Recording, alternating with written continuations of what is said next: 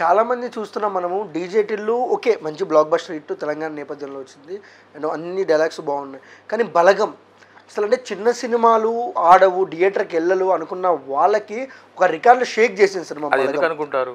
Okay, నా దగ్గర cross questions ఉంటాయి కొన్ని, ఏమనుకో పర్లేదు. అంటే ఈ కాలంలో చిన్న సినిమాలు ఆడమని క్రాస్ క్వశ్చన్ ఏమిటి అంటే, ఇప్పుడు ఒక సినిమాలో చూసినాం మనం, అవి వాస్తవాలు ఎందుకు, ఏమిటి, ఎలా, ఈ మూడు తెలుసుకోవాలి. ఎవరో చెప్తే మనం నమ్మొద్దు. అంటే దాని గురించి చెప్తాను అనుకో విషయం. నేను జనరల్ కూడా మాట్లాడే విధానం ఇది. మనం ఒక విషయాన్ని పూర్తి అవగాహన చేసుకోవాలి సాయి, అది మన జీవితానికి ఉపయోగపడుతుంది. గుడ్డెద్దు చేలో పడ్డట్టు, ఏదో ఎవరో పడ్డట్టు, ఎవరో చెప్తే అవునా, అవి మనం నమ్మొద్దు. నమ్మితే నమ్ము, కానీ వాటి గురించి నువ్వు ఆలోచించు. ఎందుకు జరిగింది, ఎలాగ జరిగింది, ఏమైంది, ఈ మూడు మనం తెలుసుకుంటే దాని మీద మనకు ఒక అవగాహన వస్తుంది. Whether it is good or bad అనేది మనం ఒక నిర్ధారణకు రాగలుగుతాం. మనం ఎప్పుడు కూడా ఒక్కటి గుర్తుపెట్టుకో, పర్సనల్గా చెప్తున్నాను అంటే నువ్వు ఎదుర్కొన్నావు కాబట్టి, ఎవరో ఏదో చేసిన దాన్ని మనం చేసుకోకూడదు, మనం స్వయంగా చేసుకోవాలి. ఓకే. అండ్ బలగం సక్సెస్ చాలా చిన్న ఆర్టిస్టులకు పెద్ద వైపు చూపించింది, పెద్ద వైపు సినిమాలకి. ఎలా అనిపించింది బలగం సక్సెస్ మీకు? అద్భుతం కదా. ఓకే, చాలా గొప్ప విషయం కదా.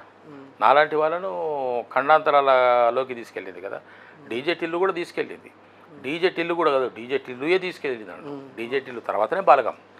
డీజే టిల్లు సినిమాతో నన్ను ఒక తరం వాళ్ళు ఆదరించారు, అభిమానించారు, ఆనందించారు. ఒక తరం వాళ్ళు అంటే ఇప్పుడు నువ్వు నీ ఫాదర్ ఉన్నాడు, మీ ఫాదర్కు నీకు ఏ విధమైనటువంటి ప్రేమానురాగాలున్నాయో నీకు తెలుసు.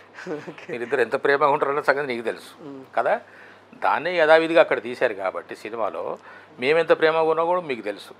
కాబట్టి అందరూ ఆనందించారు. అది ఒక తరం వాళ్ళు. కానీ బలగం సినిమాకి వచ్చేటప్పటికి తరతరాల వాళ్ళు, పండు ముసలి దగ్గర నుంచి అప్పుడే సినిమాలు చూడటం మొదలుపెట్టే వాళ్ళ దాకా దాన్ని ఆదరించారు, ఆనందించారు. ఆ మాటకు వస్తే అనుభూతి చెందారు, సొంత అనుభూతి చెందారు. ఒక అల్లుడు ఉంటే ఈ అల్లుడు నేనే అనుకున్నాడు నా క్యారెక్టర్లో. ఒక బావ ఉంటే ఈ బావ నేనే అనుకున్నాడు. అర్థమైందా? మా బావమరిది క్యారెక్టర్ అది. మా బావమరిది క్యారెక్టరు నేను పోట్లాడుకునేది వాటిని ఊహించి కొంతమంది అది ఊహించుకున్న వాళ్ళు ఉన్నారు. కాబట్టి ఏ పాత్ర అయినా కూడా ప్రతి ఇంట్లో ఏదో ఒక పాత్ర ఉన్నది. ఓకే, అంటే ప్రతి ఇంటి నుంచి వచ్చిన కథ సార్ అది బలగం. పర్ఫెక్ట్.